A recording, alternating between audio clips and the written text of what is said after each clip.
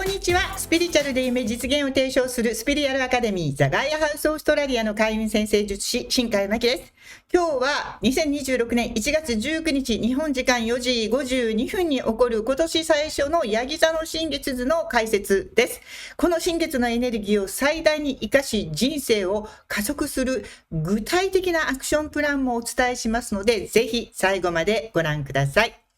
早速今回の新月図のアスペクトを見ていきます。こちらご覧ください。ヤギ座1ハウスで太陽と月と水星と火星のコンジャンクションステリウムというのが起こっています。新月に水星と火星が重なるので、しかも1ハウスなので内側の意志と知性と行動と言葉が同時に立ち上がり、一つの方向に向かって集結していくことを示しています。新しい自分に生まれ変わったような圧倒的なエネルギーに満ちた新月です。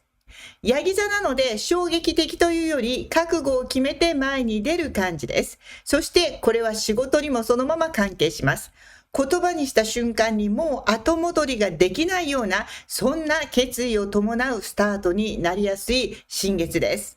それから新月連合は水亀座1ハウスの冥王星とベスタにかなり近いということも見逃せません。これは自己変容の強い圧力のアスペクトです。これまで自分の心を欺いてきた人も、人に何と言われようとやっぱり私はこれが好き、今世でこの経験を諦めたくないという感覚が強まります。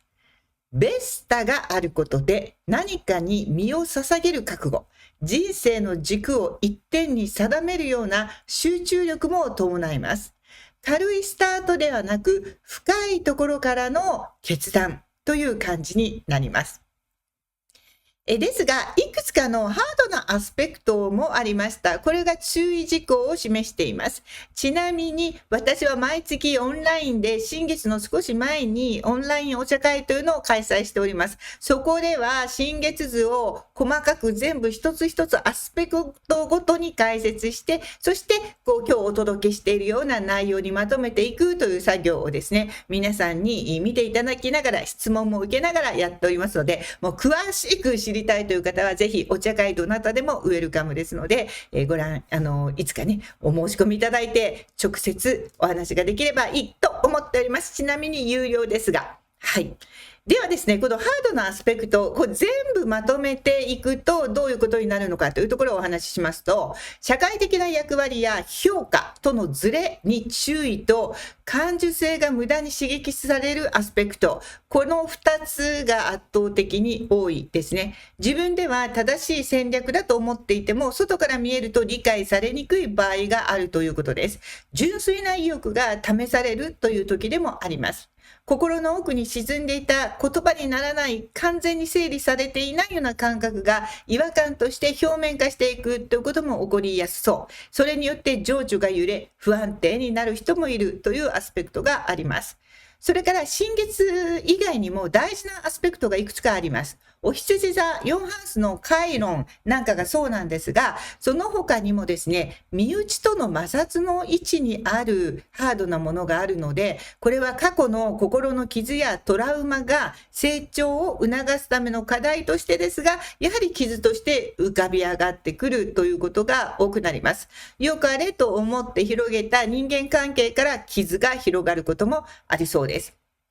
それから魚座3ハウスの土星と海王星のコンジャンクションについてはもうとても大切だということを話しております。それらと牡牛座の5ハウスの天王星のセクスタイルというのが今回の新月にもあります。これらですね、別動画で土星海王星のコンジャンクションとかですね、天王星のセクスタイルのお話は挙げていますので、それを詳しくご覧いただきたいんですが、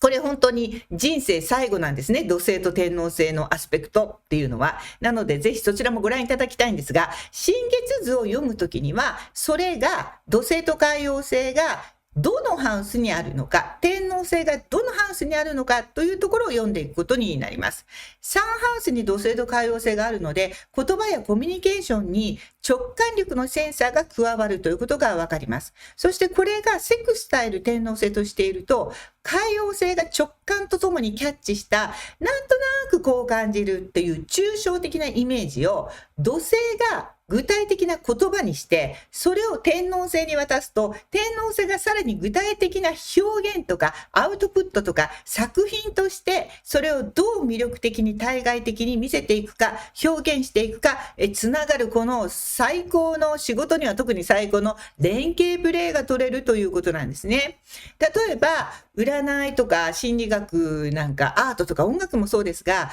なんとなく見えにくいもの、これを誰にでもわかるメッセージツールとして確立して使っていくようなイメージです。それから土星は伝統で、天王星は改革革新を、司りますが、これが手を取り合っている、しかもこのハウスで取り合っているということは、古い知恵とか古典的な技術を学びつつも、そこに最新のテクノロジーとか現代にフィットするような工夫を加えたものが2026年のビジネス運、ヤギ座ですからね、ビジネス運拡大の秘訣かもしれません。ヤギ座の新月っていうのは常にビジネス成功、この年はこういうビジネスが成功するよということをいつも1年の最初に示してくれてるんです。これ毎年言ってるんですが、なかなかその通りにする方としない方がいて、絶対した方が仕事運は上がります。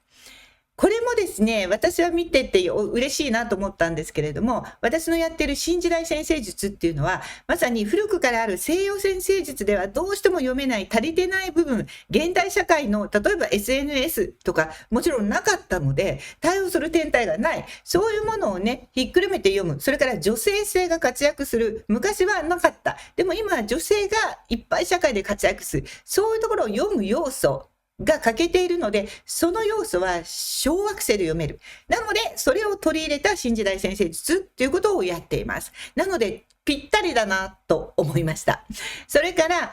私の提供しているセプタグラムソウルジャーニーリーディング、コーチングというメソッドは、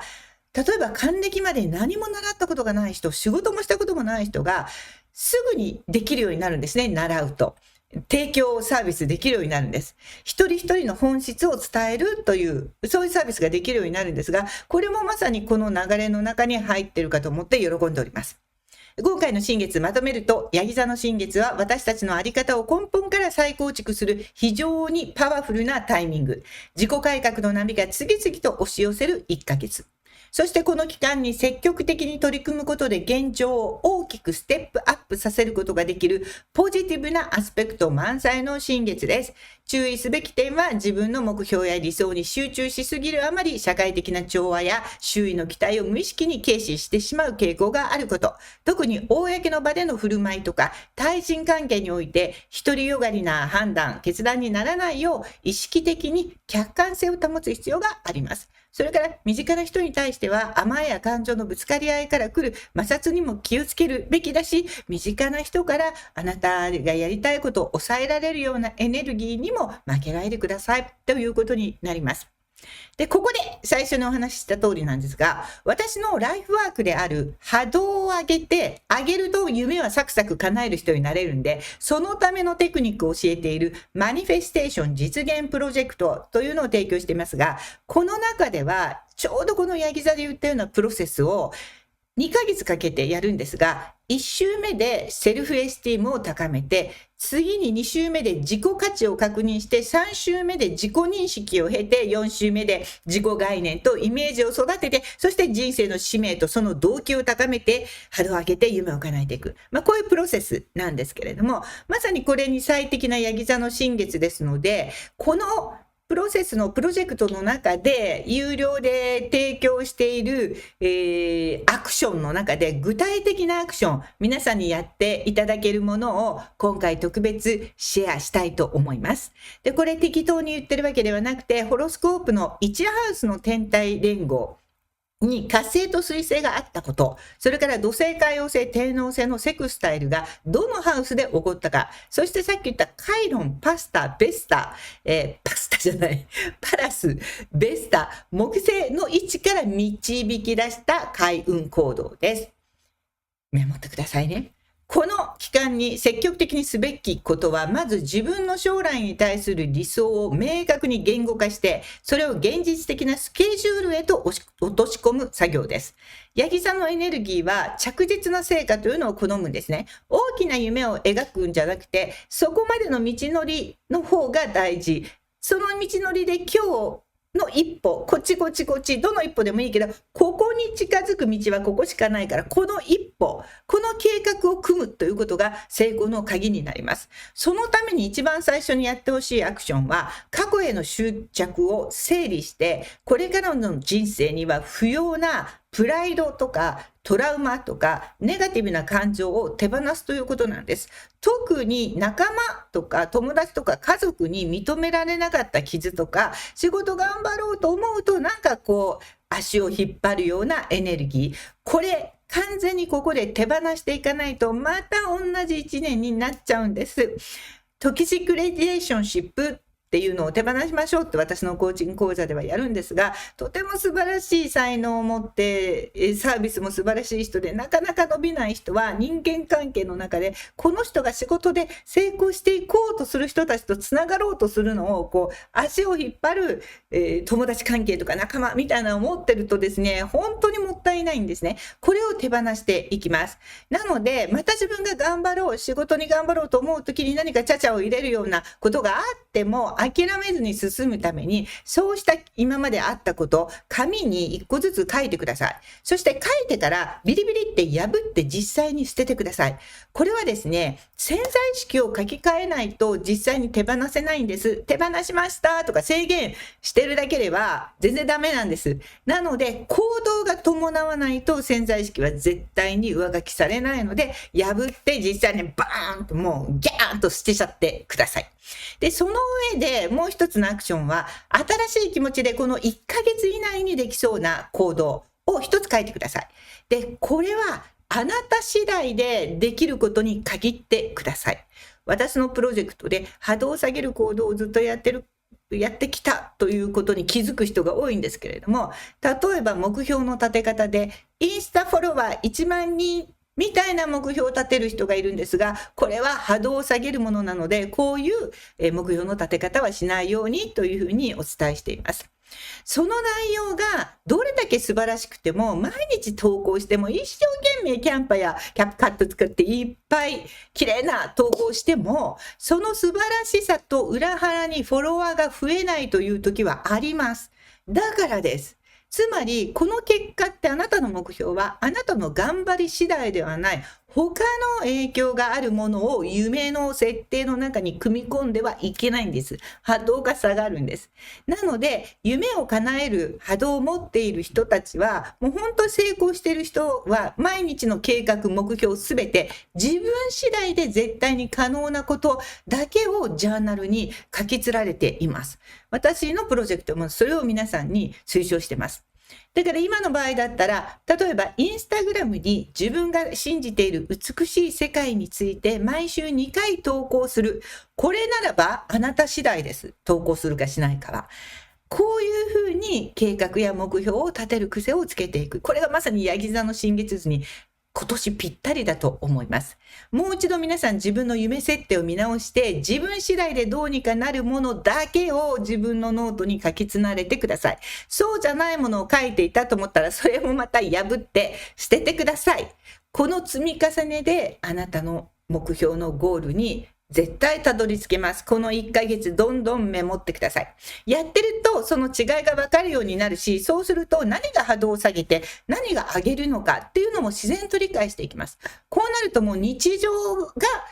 波動が上がるっていうフィールドに変わってくる。生きてるだけで上がっていく。そうなった時に夢がサクサクと叶っていきます。この作業も自分次第ですから、確実にその目標を叶えてください。で、これアイランドアクションっていうふうに私の講座ではお勧めしてるんですけれども、夢に近づいてるかどうかわからないですよね。大きな夢だけ立ててると、そうすると自分に不安になったり、波動がそうすると下がるし、諦めたりするので、確実に毎日自分を褒めてあげられるようなアクションが大事なんです。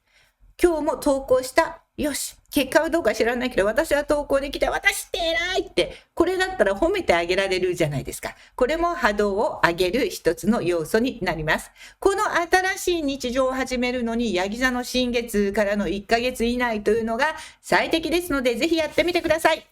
では、最後に、宇宙からの、もうこれがね、習ったその日からサービスが提供できるようになる。しかも、古い教え、カラーセラピーとか数秘術とか先生術とか新世紀科学っていう最も古い教えに新しいエッセンスをまさに加えたこのカードリーディングですので、1枚引き、じゃん。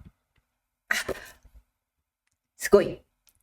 新世紀科学の Tree of Life というカードが出ました。これは本当に一つ一つ積み重ねていって光の元に戻れるという、光の地図なんですね。一個ずつクリアしていくことが大切という意味で、今日のメッセージにぴったりだったのではないかと思います。ということで素敵なヤギ座の新月を迎えて皆さん仕事運もどんどん上げていきましょう。